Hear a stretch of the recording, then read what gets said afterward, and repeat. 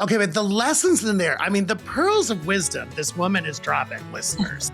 I am no longer going to outsource my energy. I'm no longer going to outsource my power. The stuff that I teach is the stuff that I practice, and I continue to practice. Yeah, for And sure. the reason I teach it and I practice it is because it works. It took me until I was in my late 50s to get there. I want people to get there in their 20s and their 30s. Hi, I'm Jim Fielding. Welcome to Ask for an Answer. Hello, kind and curious and talented human beings. Welcome to another episode of Ask for an Answer with Jim Fielding. As always, I am super excited to be in community and conversation with talented and interesting people. And my guest today is Erin Coupe. We met through the industry. We've had kind of a mutual admiration society through the industry. And she's got a podcast. I've got a podcast. We've done a lot of similar things. I'm just so happy you're here, Erin. Thank you for being here. Yes. Thanks, Jim, for having me. So I never read the guest bio because it's embarrassing with you staring at me. So tell the guest how you got to where you are today and what you're focused on. Sure. Well, okay. I love the question. Just tell us who you are because it's so open-ended. I love that. Take it anywhere, right? Yes. And I want you to. Yeah. So I think, I would be remiss if I didn't sort of start at the beginning. And, people who know me, they know that I'm very vulnerable and open because I wasn't always, but I've learned the power of really being transparent and honest about our life experiences. Early on in my life, I was raised in St. Louis area by parents who literally had nothing. My father was terminally ill since I was 5. And he was in and out of the hospital most of my childhood until he passed away. My mother was not around. She was, working, trying to make ends meet, all the things you can imagine as a blue collar family. And I became, not only a caretaker, but someone who had to really forge my own path and find my way through life. I always had this intuition or this wisdom that I could create my own life. No one told me I could. It was not like, oh, Erin, go for your dreams. Like, right. It was Oprah. Watching her on TV that really made me feel like that's a possibility for me. Yeah, for sure. And for so, sure. as far-fetched as maybe that seemed back then, I had that belief, right? And I just knew that there was something special I could do in my life. So the long and short of it is I ended up going the typical path, right? Let's just get a degree, put myself through college. Let's get a corporate job. Let's start making some money. Right. Kind of move on from the scarcity and lack of what I was raised in. And, of course, later in life, heal from all of that because it's quite traumatic. And I found myself working on Wall Street at Goldman Sachs, sort of by accident. Okay. Major in finance. I'm going to ask a question about that, but that was not an accident. You don't get hired at Goldman Sachs by accident. But okay, all right, I'll take it. Yeah, we'll go deeper into that. Yeah, I was going to say. But yeah, so, I spent many years in, Fortune 140 companies and as a leader in a Fortune 140 company in commercial real estate in my 30s. And as I was becoming a mom in my mid 30s, my boys are now almost 11 and 12. I was getting to this point where I was just very understanding that I don't really know myself and that I've just sort of checked all the boxes and done what I think is, equal to success on paper. Right. It sounds lovely, looks great, but it wasn't like that rewarding on the inside. Right. And what I was really sensing was this deep disconnection from my own, core or essence or spirit, the truth of who I am. And so I set out on this path of inner work to really start to understand who I am and to be self-aware and to make intentional choices to shift the way that I was showing up as a mother and as a partner and a leader and a friend and all the things. And that's what led me to starting my business 7 years ago. And so I know we'll talk more about that, but that's just kind of in a nutshell, Erin Coupe story. And okay, so I have some questions on the origin story because I didn't know that. And it explains a lot and why I feel bonded with you. But were you an only child or did you have siblings? No, I have 3 siblings. So and what number are you? Because I'm into birth order. I'm number 3. But it's important to note Same parents. Yes. However, I have a sister who's 13 years older than me. So she was out of Wow. the house by the time I was 4. Right. And so she was kind of more like my aunt growing up Uh-huh. than my sister. Uh-huh. And then, so you're number 3. Is there a boy above you? A girl above me, about 3.5 years, Yeah. and Okay. a little brother who's about 3 years younger. Yeah. Wow. Yeah. Wow. Because I think that that imprinting, I mean, trauma of growing up with a terminally ill parent, where the other parent is a provider and a caregiver. Like I can picture that. And I think it's interesting because I'm not saying the same, but I grew up with a mom who was an alcoholic. Mhm. And so from a very early age, and I think I sense the same thing in you, you grow up fast Yep. because you're dealing with adult situations that That you we're shouldn't not have really to. equipped for. Right. You're not equipped for. Right. And I think I know we're going to talk a lot about the work you're doing now, but I think the journey that you've been on, the journey that I've been on is like healing that, wounded child. But and people ask me about it. I'm like, it's not even a wounded child. Like I didn't really have a normal childhood. Like Yeah. I was not a normal run outside and play kid. Like cause I felt like I had responsibilities and I felt like I wanted to help my mom and I wanted to try and keep the family together and almost play peacemaker between my mom and my dad. And my dad was a fireman, so he was gone a lot. And that's when she would have her worst episodes. So it's almost like, and I had one younger sister that I was shielding from all this. And so when you said you had a terminally ill parent, and at that age, I was like, oh, and then you have that older sibling, but she's too old. She's like another generation, so it really did kind of fall on you, which is kind of amazing. Yeah. It's where I learned a lot of coping mechanisms Yes. that showed up as, people pleasing Yeah. and kind of being trying to be the perfect student and Yeah. anything to put a smile on someone's face because Yes. there was so much heaviness Yeah. and just so much just atrophy, honestly, like every Yeah. day. Yeah. And so I was always trying to just like do the right thing, Mhm. which of course as an adult turned into chronic people pleasing, and Mhm. that led to a lot of resentment and, and just honestly, just like not taking care of the things I wanted to and feeling Yeah. like I couldn't. So, No, for sure. Yeah. No, I mean, I mean, similar to me, I mean, because, you grew up in St. Louis, I grew up in Toledo, Ohio. Um, I knew my future was not in Toledo, Ohio. I didn't really know why. Again, it's not, I don't know, maybe it was Phil Donahue, Oprah. I mean, to my parents' credit, I do think they kind of gave me wings and I think they kind of told me my future was outside Toledo, Ohio.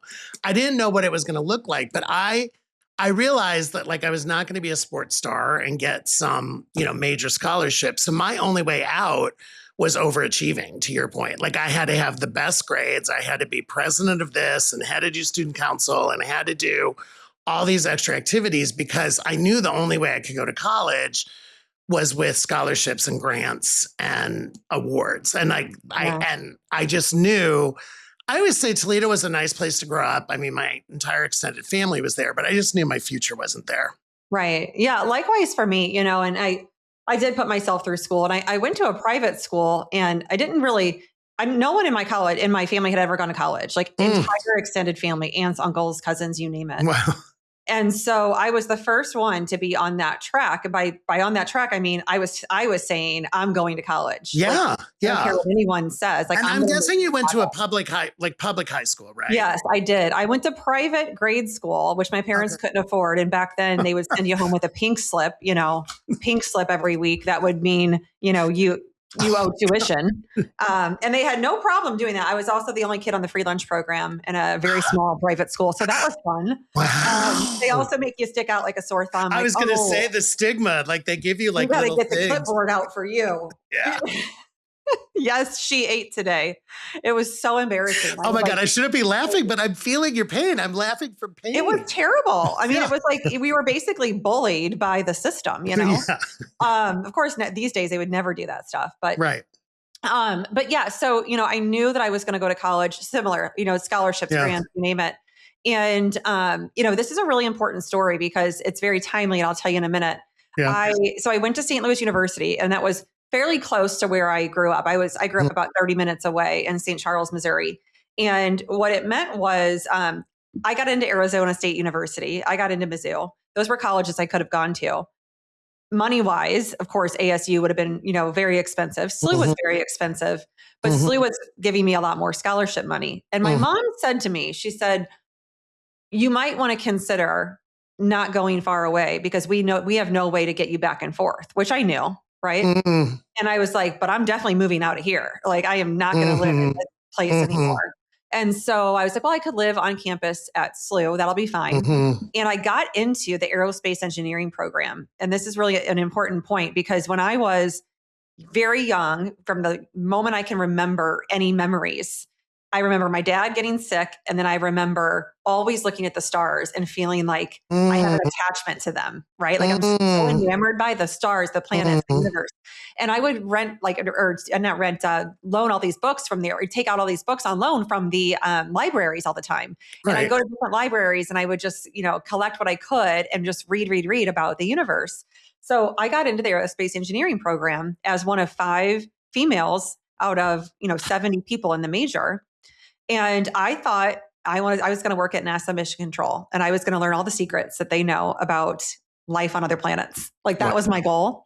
And sure enough, maybe, I don't know, call it 3 months into the first semester, I realized this isn't for me. Went over to the business school, said, what do you have that no one likes to do that's pretty challenging? And they said management information systems. And I was like, don't know what it is, but it was in the .com era. I said, sign me up.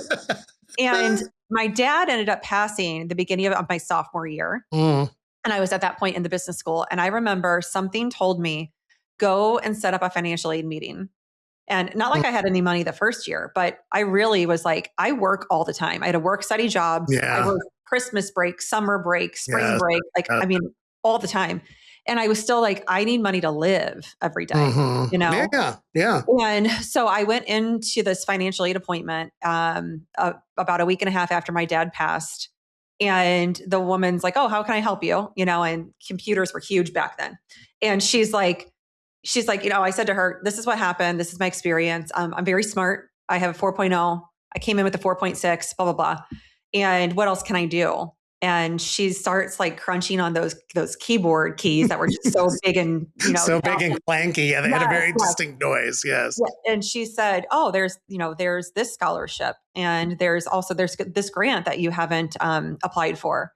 And, oh, there's a scholarship if you stay on the dean's list. As long as you stay on the dean's list, it's another $3,000 a semester. And I swear there was just money falling out of the sky. And it's so interesting because not only having the intuition to set up that meeting, but then allowing all of that to come in and then being so grateful for it. Yeah. So I walked away with about $30,000 in loans from like $165,000 education. And I was just asked here 23 years later, I was just asked by the dean of the business school to give the pre-commencement speech at graduation. I love that. Yeah. That is a full circle moment. Full circle.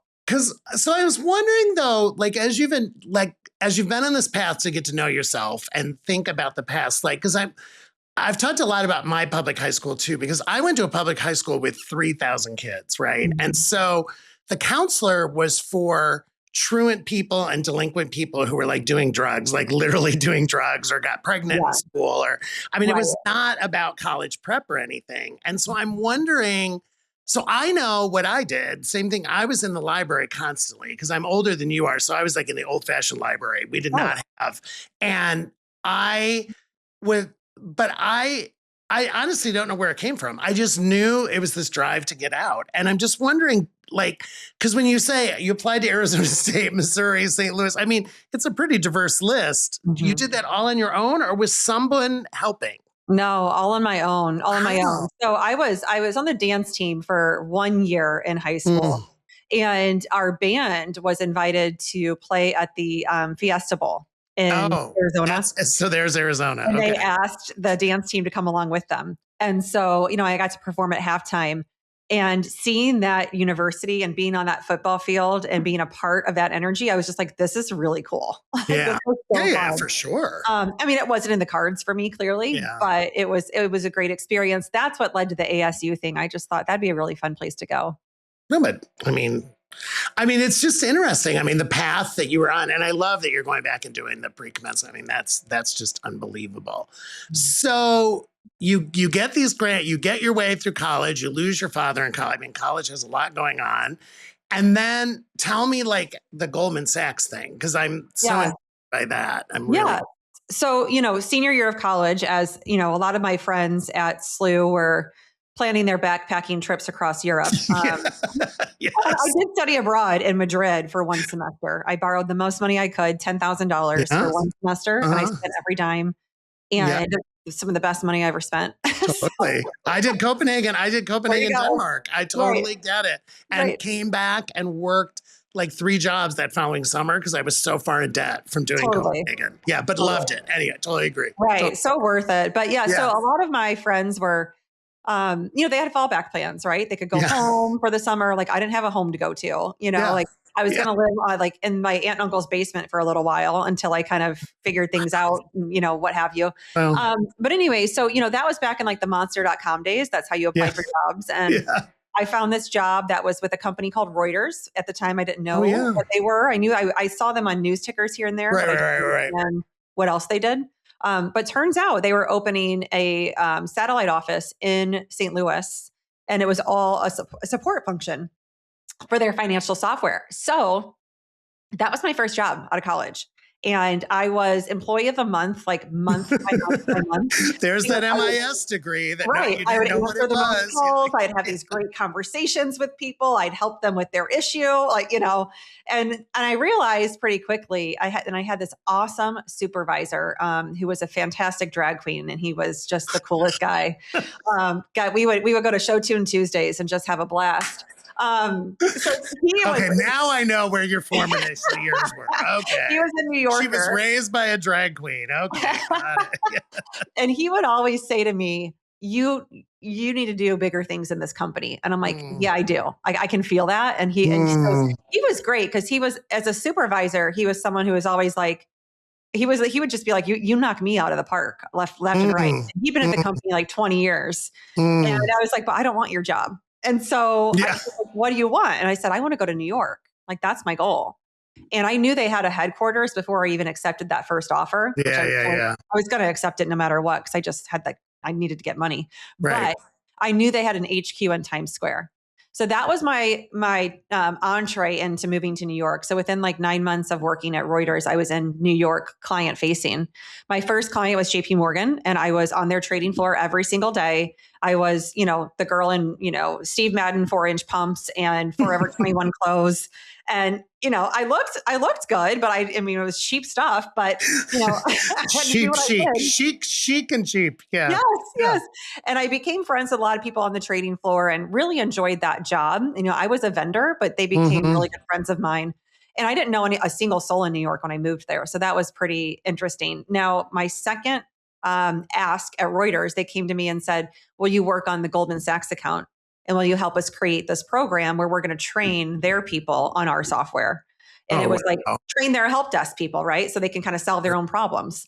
So I said, well, you know what? No one's done this before, because you're asking me to create something new. And you're also asking me to work on the hardest accounts. Right. They need to ask me because no one else would do it. Right. And so they're like, what's it gonna cost us? And so I just like threw out a number, it's just like $100,000, This is in like 2005. And they're like, 2004. They're like, we're not sure we can make that happen. They got pretty close. And so I did that for them, and it went really, really well. And a few months into it, the program was so successful, and Goldman asked for my resume. So that's where it all started. That is unbelievable. Okay, but the lessons in there, the pearls of wisdom this woman is dropping, listeners and viewers, because I love, because I'm always saying to people that I work with, don't undervalue yourself, right? And you pulled that number out, which you knew was probably a little crazy at the time, at your age and everything else. But I love that so much, because so many people that I know that I work with undervalue themselves. They don't shoot high enough. And then they kind of like negotiate themselves down before they even start. And I love that you threw out a big number. Okay, you didn't get there, but like you said, you got close. Mhm. And then the other thing is, and I think the Midwestern in you, which is the other thing I'm attracted to, is that work ethic is so strong, and you got rewarded for it. I mean, you over delivered on every one of your projects, and guess what?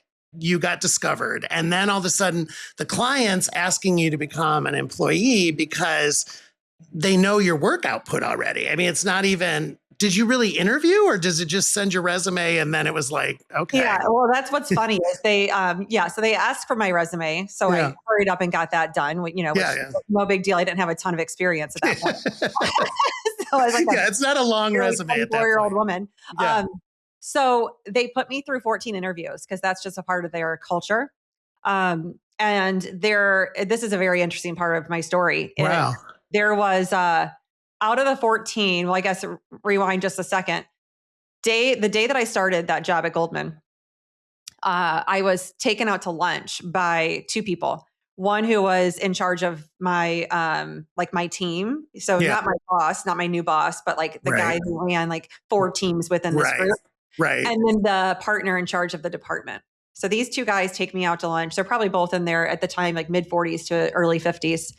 And they were saying all these nice things. You know, you're a breath of fresh air. We're so excited to have you on this team. Like, we need to shake this team up. Like, all the kinds of stuff they're not going to say to you in advance while you're interviewing.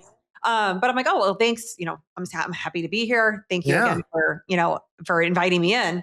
And then they said, but you have an uphill battle. And the battle is that there was one person out of the 14 that you interviewed with who did not want to hire you. And that is now the woman you report to. And I'm like, okay, and they told you that. And they told me that. And I thought, geez, this is, I mean, I was going to ask you, out of the 14, how many women were on the panel? There were probably 3 to 4. Yeah. I mean, it's a very male dominated industry and company. And so that's amazing.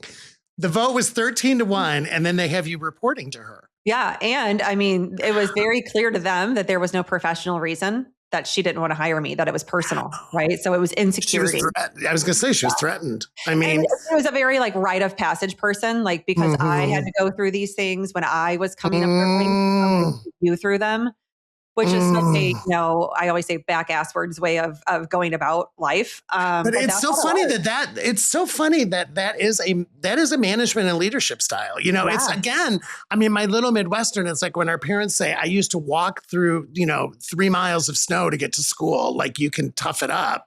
There was a generation of leadership, and it really is. It's funny. It's, because I'm about, I mean, I got into my corporate job in 87. So I'm about whatever that is, 15, 16 years ahead of you.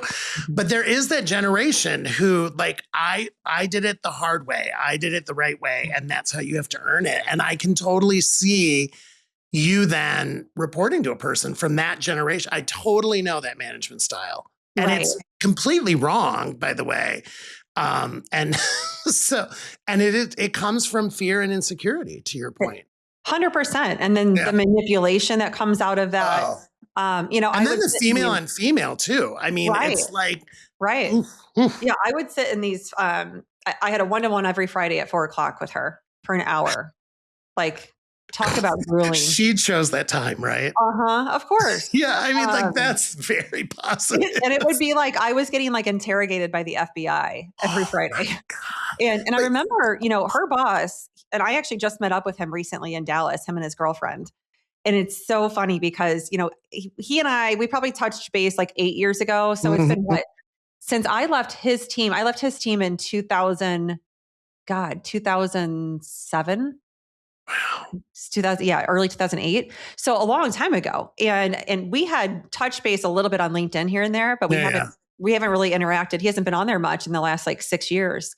So he was on there a few months ago. He's like, wait a minute, you're like famous now. And I'm like, not like famous. Like, I wrote a successful book and I was on a lot of big stages. And so we're catching up and we set up a Zoom call, and he said he lives in Dallas now. And I was like, I'm going to be in Dallas in a couple of weeks for work. So, and it turns out like he's divorced and all this stuff. And he's got this girlfriend who's also in finance. He's still in finance. So we meet up. And I said, this is so timely because what I want to do is express my gratitude to you Yeah. for how much you actually helped me without even realizing it when I was in that role. And I was very clear with him, and I'd already told him this in the past, but how Yeah. awful she was. I didn't do it when I was there. You just didn't do that back You then. didn't do it. No. You'd be the one to get canned, not that person. So I For never sure. said anything about it when I was in it, right? I just dealt with it. But he could see things without like bringing them up Mhm. or really addressing them. So one Mhm. of the things that he did is, there was a really large initiative to go on like a cost cutting kind of extravaganza in Mhm. Asia. And he said, and I managed market data for like the securities division in New York. And he said, Erin, I'd like for you to go to Tokyo and Hong Kong. And it'll be for a few months. And, are you up And for that? your boss didn't have a choice because that was her boss. Yes, exactly. Yes. And no Yeah. one else on the team got that opportunity. They weren't even approached with it. And so Wow. of course I said yes. It was such a good opportunity. Yeah. He saw that that was one way for me to get out of there for a while. Right. Yeah. And get away from her for a while. But you know what he said to me? I also said to him, the bonus I got that year, which is like the only sizable bonus I ever got at Goldman. So all those things you hear are wrong. I was a top performer, and like they're really top like partners. Yeah. They get a lot, but the rest of us. But anyways, that bonus I saved for my wedding 4 years later. Wow. And it was really, really meaningful. So I said to him, those couple of things, like you sent me on that trip. And because of that trip, I got this bonus. And that was so purposeful for me. And I'm so grateful. And That it was that was neat. but that was a gift you gave him. I mean, he gave you Yeah. a gift, but I will say, and as a manager of people and leader of people, like hearing those stories played back to you, like that is a gift. Like Yeah. that will carry him for a while. Yeah. For sure. I mean, what a gift. So it's interesting to me because again, I mean, so educational for the people listening and watching this. You dealt with bullying. Like you've said it a couple different ways now, right? And I just wonder, like, when you went through the transformation of what you're doing now, was that part of the healing and the recognition? I mean, because you talked about like when you were the only child on the meal program, like the system was bullying you. This woman, your boss, was bullying you, like Yeah. no matter what word you call it. Mhm. You know, the 4 o'clock on Friday touch Yeah. base is a bully move. I mean, it's just a bully. Yeah. I And mean, it is. And it's a lot of mistreatment, right? yes, And yes, yeah, a part of my journey when I really started to wake up to the fact that I don't have to be a victim to anything yes, and yeah, that I get to choose how I engage with life and I get to choose how I engage in life. What that wake up call was is that I am no longer going to outsource my energy. I'm no longer going to outsource my power. mm, And I'm also no longer going to blame anything or anyone. I mm, am going to take all of that back and I am going to be a whole and centered and grounded person, mm, and I'm going to navigate my life from that place. And no, this was not overnight. It wasn't like, oh, this is just what's going to happen. It was a yeah, lot of work, of which, first is kind of some of the pain, right? Because you do have to come to terms with how yes, you've been talking to yourself because of a lot of those situations. And yes, this isn't like clinical therapy stuff where you're going back to age 5 and, yeah, healing from that place. Not that that's not purposeful in people's lives, but this was like, I am going to start from where I am now. mm-hmm, And I am going to address some of the beliefs and the thoughts that I have and some of the ways I talk to myself and understand that, hey, that served me for a while, right? yeah, It yeah, either protected me or it defended me. It helped me cope, but I don't have to keep going that way. And, yeah, like an example of this, like I always give people this example, like when it comes to limitations in our own mind and how yeah, we talk to ourselves and keep ourselves small or keep ourselves in a victimhood mindset. mm, When you're taught as a young person, like, hey, look both ways before you cross the road. Doesn't matter if you're driving a car, walking, biking, you right, name it. That is going to serve you forever. So that's like a belief you have on repeat when mm-hmm, you're out and about, right? Make sure I look both ways. I don't want right, to get hit. That is not something you ever need to change. That is not right, something that ever needs to be looked at. But there's a lot of other stuff that you maybe picked up in childhood. Who cares if it was then? But guess what? You're going to have it play on repeat your entire life. So look at it where it is now. And that's what I started to do. I looked at like, why don't I ever feel like I'm going to be good enough? Good enough at what or for who? You know, why, like, how does that keep showing up in my life? And I realized, geez, there's like these patterns that play out. And life would show me all the ways that I was like succumbing to that and that I was playing small or dumbing myself down. Wow. Yeah. And okay, so I want to put timeframes on it because I know the book and all that, but like, how long was that process though, where you made the ultimate decision? Because you had the boy, you had your kids already, right? Yes, I did. So you're a wife, you're a mother, you're an executive. Right. Yeah. And how long was that? I don't know. What would you call it? A pivot, a transition, like this the awakening? Yeah, an awakening. Yeah. Like, you know, so I guess let me clarify. I think we're always on this journey. Oh yeah, for sure. It's never over. It's never over. It's never over and it's never perfect, right? But like that's not the goal. The goal is positive change and progress. And actually, and I say this very clearly, the goal is excellence. I can expect excellence out of myself every day. I may not have it, but I can at least expect it out of myself, and I can at least push myself towards it, right? And I can understand what that means for me on any given day. The process of this like deep inner work and excavation was probably about 18 months. And I don't, again, that's not ever done either. I mean, I still find limiting beliefs and I journal about them and I replace them. All of the stuff that I actually teach people all the time, whether I'm on a stage or I'm with an executive team or it's in my book, the stuff that I teach is the stuff that I practice and I continue to practice. Yeah, for sure. And the reason I teach it and I practice it is because it works. Like, and every time you do it, you learn something new. Absolutely. That's what I find. Yeah, and, for sure. You know, and I understood like when I was moving through that first 18 months of this, that was the deepest work. That was the work where I was really intentionally carving a lot of time and space in my life. And I was intentionally changing a lot of habits that I'd picked up, these routines that were, you know, a 5:30 glass of wine because it takes the edge off. That was a routine. That was something that required no thought, zero intention. I just did it. It's just what I did, you know, but then I wasn't present at night. I wasn't present with my kids. Like I wasn't drunk. I had a glass of wine, but it kept me from being fully present. And that was like, you know, that was just one of the things that I was like, this doesn't feel good. Like, why am I doing this? So as I started to replace, you know, that with, I'm going to just be with my kids for 2 hours, fully present with them with no phone, no glass of wine. And I'm just going to do this and I'm going to see how that feels. And then I'm going to get up earlier in the morning so I can have time to myself, to meditate, to journal, to read. Oh, that feels really good. I'm setting myself up for success. Oh, I'm going to start to set an intention for myself every day. So I was picking up these practices, what I call rituals. I was starting to use, I can fit that in as a phrase of empowerment to fit in what mattered to me. And I was also cutting out a whole lot of crap that was just a distraction. And what, did you have a guide through this? Or were you working? It was all you. All me. Yeah, it was all now I'm going to ask what your husband thought. Did he think you were going crazy or? Such a good question. At first, it was like, wait a minute, like what have you done with my wife? You know? No, that's because I'm thinking too, because you're going through this. Yeah. It's a metamorphosis. I mean, you're going through a metamorphosis. Like you're coming out of the cocoon and 100%. But in the meantime, you've got 2 kids and a husband and you're like, okay, wait a minute. I'm just And also at work, I was like, I was starting to like not sit in the open spaces among everybody else. And I was going to like the common area so I could be alone. But, I mean, there was a lot of that sort of what felt isolating was really that cocoon phase of I had to be so introspective and interoceptive. And I had to start to literally transform from the inside out.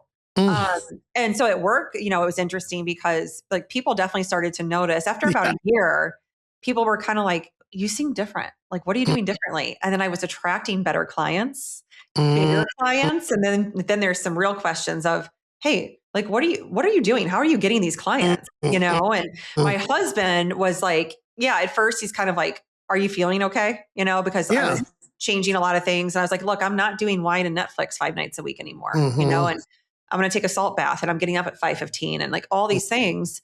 And at first it was a little bit like, well, how come you get to do these things? You know, of that because it was different. It was just it was change. But what happened in about, I would say, a 6 to 8 month time period is that he realized I was becoming more calm. I was more patient. I Yeah. was showing up better because I Yeah. was more calm and patient. I Yeah. was communicating better, and I was choosing, for example, like rather than being like, oh, I don't have any time to, work out this week and making it his problem. I was like, hey, I haven't worked out all week. So on Saturday morning, I'm going to yoga at 8 o'clock. Yeah. And it wasn't a mean thing. It was just like, I'm communicating. Just And he's like, I FYI, love totally. that for you, Yeah. Right. Right. So it improved our That's marriage so much. that is huge though, because what I love, one of the lessons in my book is selfish is not a bad word. Right. And you're illustrating that for us Yeah. because and you did the same thing. I had to start defining selfish as self-care Yeah. because I had been raised that selfish was bad. Like selfish meant I wasn't sharing with my sister or I wasn't kind or whatever. And there was a lot of times that little Jimmy was like sitting looking at a corner. That was like our thing. Like we had a stool and we sat and think about what you did. Think about being selfish. And so I think it goes back to the people pleaser you were talking about earlier. Like I over indexed on caregiving and compassion and taking care of everybody else's needs. And then I would do the same thing. You used the word earlier. I would get bitter because at some point I'd be like, well, when's it my time? Like, and I would run my battery down so far that my body would physically shut down. Like it would give me Right. the flu, it would give me a Mhm. migraine. Yep. I'd have some kind of weird like headache in my eye. Like I would have like something that would be like, my body would say, you've got to go fully down. Like you've got to Yeah. go asleep. You've got to go in a dark room. Yeah. But that was ridiculous because that wasn't me managing it. That was just this, spiking I was going on. Right. So when did the book come? Did the book come during it or after the, No, after. So, yeah, all of that started about 10 years ago. And yeah, in reality, I had those physical symptoms as well in my yeah, golden years, and yeah, yeah, I mean, I was working intense hours and all of that. yeah. It was definitely high stakes, high pressure. But I write about this in the book very importantly because while I had that terrible boss, and then boss number two and role number two was also terrible. Um, it was, I laugh, I giggle just because I'm yeah. like corporate. Yeah. Like Mhm. that was very real, but what I say in the book, and this is so important for listeners, is that while that environment was very challenging, I also didn't have the human skills to navigate it in a Yeah. way that I wish I could have. And so it's why I made it my mission to give more and more people, to give the Mm-mm. masses these skills, because it is not an employer's job to meet our needs. Mm-mm. It is not an employer's job, like a company or a boss, right? To Mm-mm. make us happy or to make us fulfilled. And, if you've got a toxic boss or you're in a toxic workplace, you got to find a new gig, right? Which I did multiple times. Mhm. But at some point, if the grass keeps feeling just as brown 6 months after something wears off, or 6 months after you achieve the next thing on your list, you got to go inward and you got to look at that, because there's something that is not Yeah, being met within yeah, you. And brilliant. so meditation I found in 2011 when I left Goldman, when I resigned officially from finance, and I was changing Mhm. my career, still in corporate, but to commercial real estate. And so meditation I went up and down with for a while. And it wasn't until about 2015, 2016 where I got very like kind of serious about it. Mhm. And I started reading a lot of books on mindfulness and leadership. And I started Mhm. realizing, you know what? There's so much that I have seen in my life and in my corporate career that I can't be upset about. I can actually be grateful for Yeah. it because it taught me what I don't want to be, and it taught me what I don't want to do. And so from that place, I am going to start to reshape what it is I Mhm. do, who I am, how I show up. And that's where a lot of this like Yeah. awakening and this inner work started to lead me to. What first took shape. So yes, in my executive career at CBRE and commercial real estate, as my Mhm. kids are young and I'm doing this work on myself, all of my inner work started to show up in the external. Right? Mm. It takes a while. It It lasts. does. Right? Yeah, yeah, right. So as I'm growing that business that I was in, because I was sort of running a business within the corporate portfolio, as that was growing and becoming more successful, I'm getting noticed more. And then management's coming to me and going, hey, like, you're different. And I'm like, yeah, I'm not the girl you hired or recruited for several years. Like, I don't really operate with ego anymore. Like, Mm-mm. to your point of your book, like Yeah. I operate from a place of like soul and intention. Yes. And they like loved that, right? They're like, no one does this. This is Yeah, different. totally. Help us change culture. And I'm like, that's a little harder. So I started to write articles about a lot of this, and I was Mm, posting them on LinkedIn. And this has been, LinkedIn at the point wasn't a feed. It was yeah, just the only thing in the feed was articles. right. And so every article I published, I felt this like surge of energy that would just pulse Mm, through me. mm. And I knew I was onto something because of that, right? Like that was Yeah, the yeah, yeah, for lightning strike sure. or spark. Like I was becoming more alive every time I did it. And then I started to get asked to speak. Every article I'd publish, someone would ask me, "Hey, can you come into our town hall and talk about this? This is really Yeah. inspiring uh, and it's really good stuff." And then that would lead to, can you work with our leadership team? That would lead to, can you work with one of our ERGs, like our women's network? And mm, then it just led to more and more. And so all of a sudden, I find myself, I'm in corporate America doing this big job, doing this thing on the side. And Spotify was the first client that said, "What do you charge for a speaking engagement?"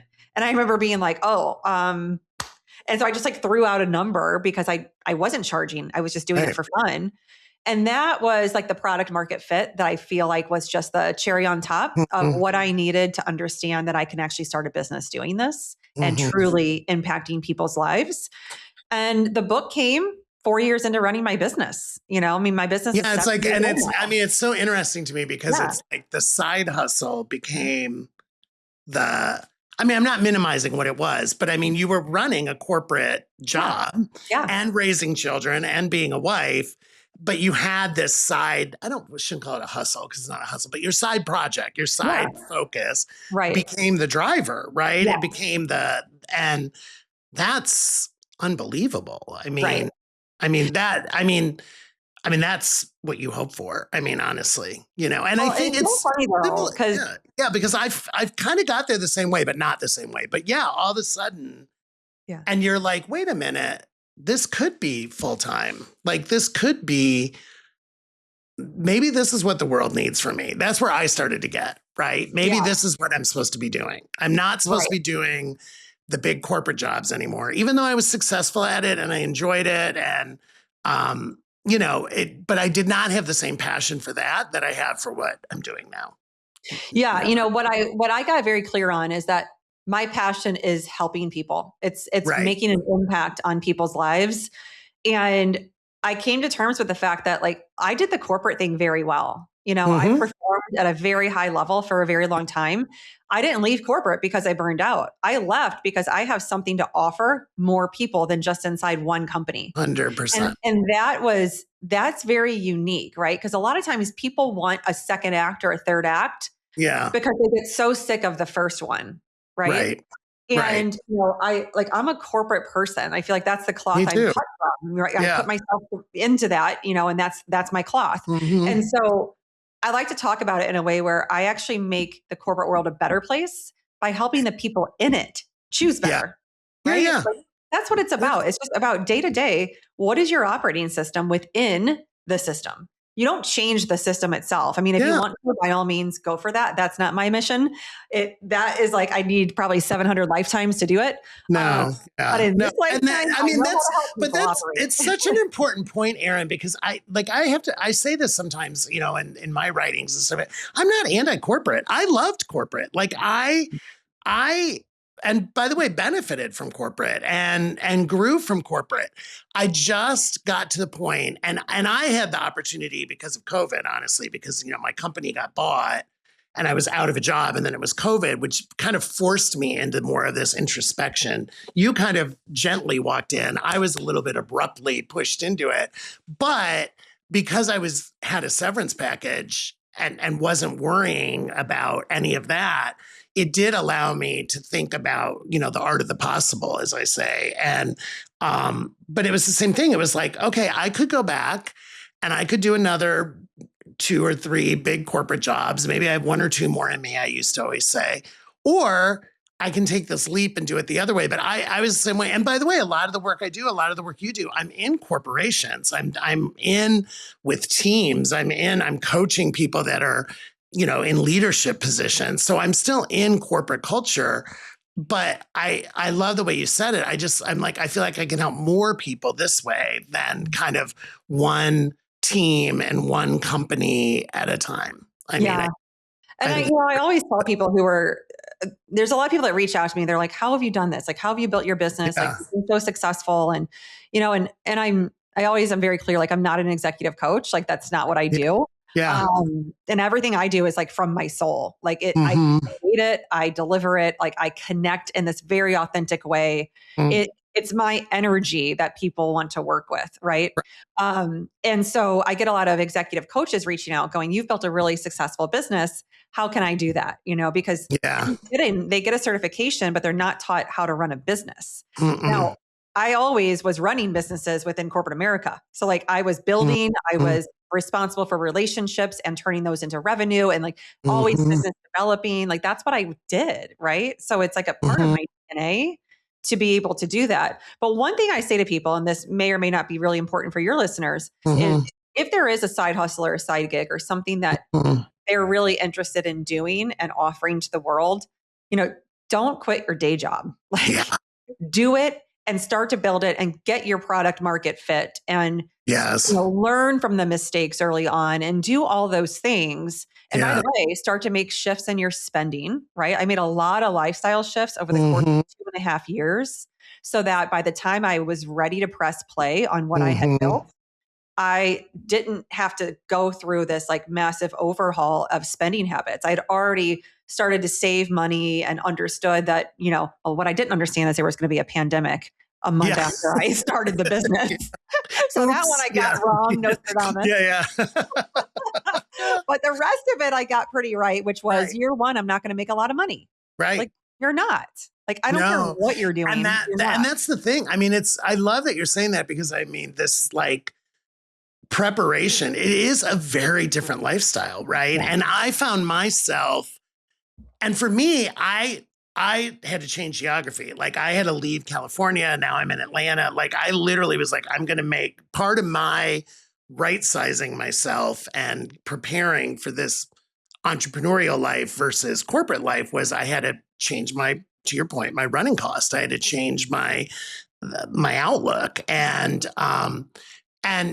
and even though you prepare, there's always things that end up surprising you. But I think it's such an important point because people are, a lot of times people will be like, oh, you make it look so easy. And I'm like, oh, then I'm not doing a good enough job teaching you because it's not easy. Like, and I, Far from like it. you, I'm super honest. I'm super vulnerable. I tell people I have self-doubts all the time. I'm constantly like, oh my God, should I be taking that corporate job? Wait a minute. Am I doing the right thing? For you, it was the pandemic. For me, it was the rollback on DEI because when I first started the business, like DEI was kind of in vogue and I was getting interesting talks and then all of a sudden it was like DEI was getting rolled back and I was being branded as a DEI speaker and a DEI coach and a DEI writer and literally people were like, you need to change the cover of your book because you have a pride flag on the cover of your, like, it was just not fun, right? And you start to have a lot of self-doubts. And you have a lot of conversations with yourself and looking in the mirror and saying, nope, I'm going to keep going. I'm going to keep going. But people have to be prepared for that, particularly the people who've been corporate as long as you were and as long as I was. I was corporate 35 years. I mean, Right. I think, that's Jim, corporate. what's really important about what you're saying is that you have to be true to yourself because Yes. the world, in whatever way, shape, and form it gets to you, is going to tell you who you should be. And 100%. the number of people early on when I started my business, in particular that first year and a half, and it was deep in COVID times. I Right. remember the number of Zoom meetings I have, and people would be like, "Oh, you should look at how so and so does it. Like, he's been doing it for 30 years, or Mm-hmm. you should look at how so and so does it. She's been doing it for 35 years." Mm-hmm. And so they're putting me in these categories for Yes. one, and for two, they're telling me that I should go and replicate something that someone else has done, which literally would make me like sick to my stomach.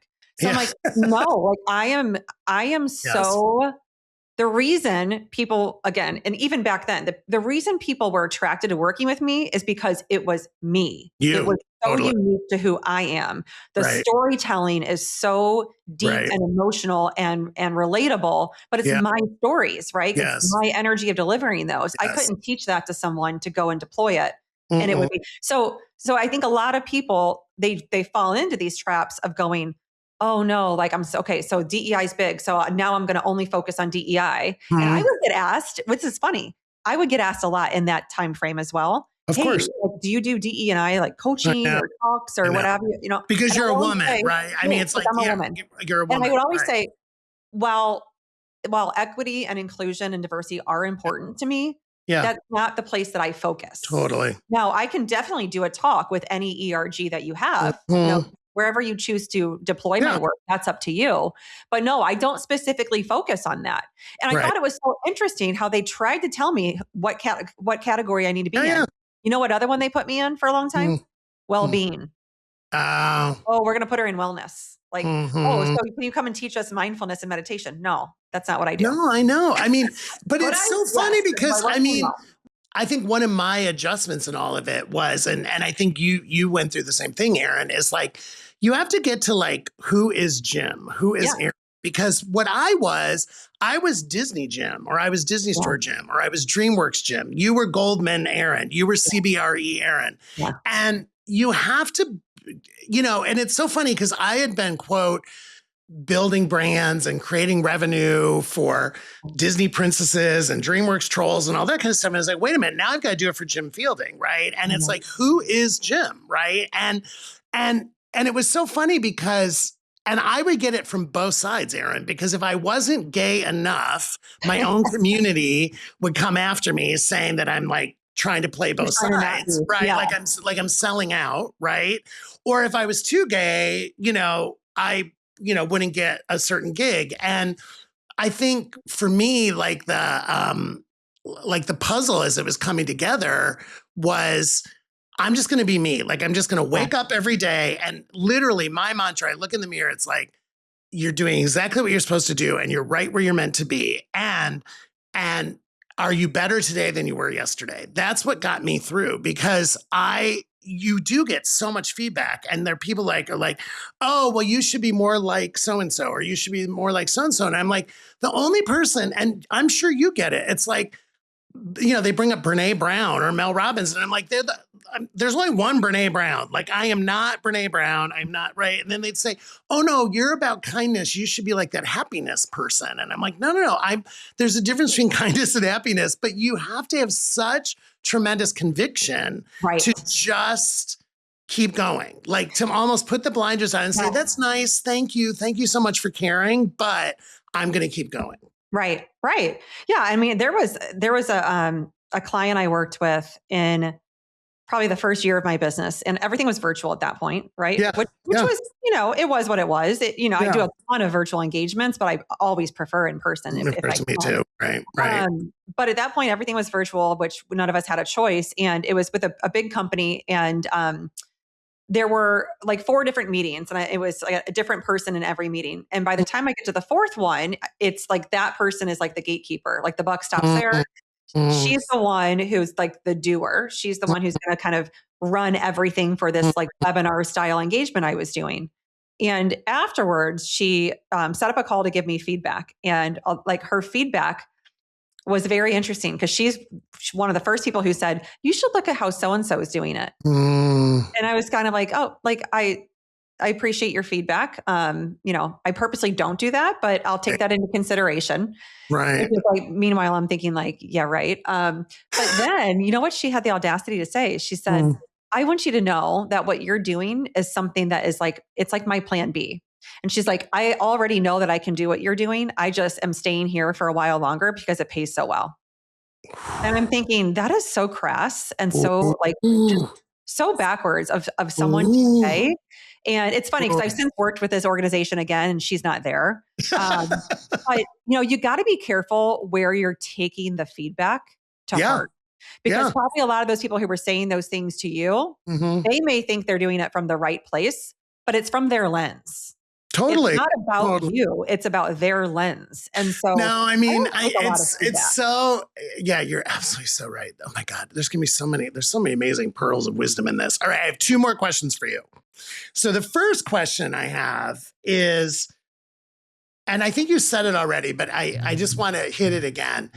Right now, are you living the most authentic version of yourself? 100%. 100%, right? Without a doubt. I answer that the exact same way. And that is so, like, I literally, the hair standing up on my arms, because when you know, because I know I've never met you in person. Yeah. I know just meeting you in this, you are 1,000 living the most authentic version of yourself. Yeah. And the best thing that happens to me is people that have not seen me in 3 or 4 years. Yeah. And then they see me and they're like, what's going on? Why? You look better. You're happier. You don't, in my case, they'll say, I don't look my age, or, you know, and I'll be like, because you never knew me in this version of myself. Yeah. Even though I was good at everything else I was doing and I was getting rewarded and I had the titles and all that stuff that went with it, this is the most authentic version of myself. And my thing now in helping people is it took me until I was in my late 50s to get there. I want people to get there in their 20s and their 30s. And maybe their 30s. I think maybe their 20s, we have to learn about ourselves. But that's my entire thing now is I want to help people find whatever that formula is, because it's different for each person. Right. But that's, oh my God, that's the work you're doing. Okay, so where can people find you? The book, the website, all that kind of stuff. It'll be in the show notes, but I want you to say it anyway. Sure. Yeah. My website, erincoupe.com, erincoupe.com. I am very active on LinkedIn under Erin Coupe. Very. And I'm on Instagram, a little less active, but I am there, Authentically EC. The book is called I Can Fit That In, How Rituals Transform Your Life. It is everywhere books are sold. So, you know, Amazon to Walmart, you name it, and just go online and grab it. That's awesome. Tell us where the title of the book came from. So I didn't realize it during the time, but I Can Fit That In was a phrase I told myself the whole time that I was working on this inner transformation, this inner change. The whole time I was realizing I wanted to show up better for people around me and for myself. I would say to myself, I can fit that in when it's something that matters to me.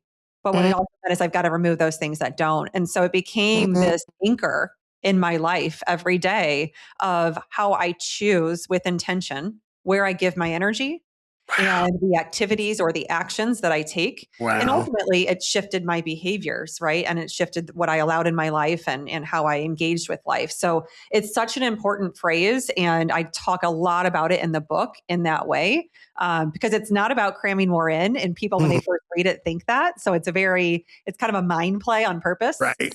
But really it's like a mindset, that you can live by. It's brilliant. I love that story. Yeah, you know, I was thinking too, someday we'll do another episode, but I was also thinking, I'm asking you another question, even though I said I wasn't. Do you get a lot of requests or people like that want to talk to you about like parenting? And because I was thinking about like this style with having children is pretty fascinating. Yes, I do. In fact, I did a podcast earlier today, which is a woman who runs like a working parents podcast. Yes. I do a lot of engagements with working parents collectives at major corporations. Yeah. So yes, I do. And in fact, it's so funny you say this, because yesterday I have not felt the desire to write another book, and it's not there right now, but I know I will. But my husband somehow brought this up yesterday, and it was very timely that you're bringing this up. He said, I could see your next book being something to do with parenting.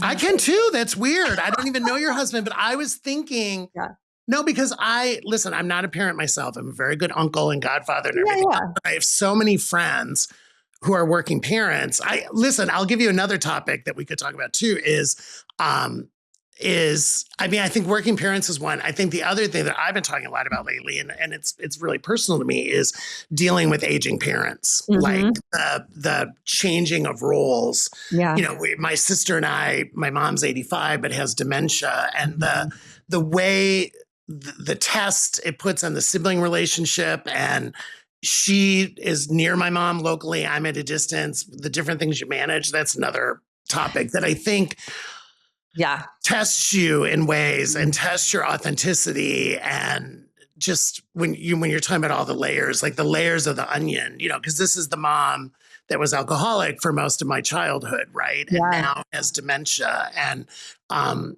that's just a fascinating thing too. But I can totally see people reading a book of yours about parenting because your parenting style changed. We don't even have time for this, but your parenting style had to change. It had to change. Absolutely. Yeah. It So had much. to. Yep. Yeah, I mean, it just had Yep. to. All right. Well, Erin Coupe, what a pleasure. This has been unbelievable. This is going to be one of my best episodes. Everybody, please follow her. And LinkedIn, I'm on LinkedIn with her all the time. And I mean, she's making the world a better place. And that's what this is all about. That's what it's all about. Thank you so much for being here. You're so welcome. Thanks, Jim. Have a good day.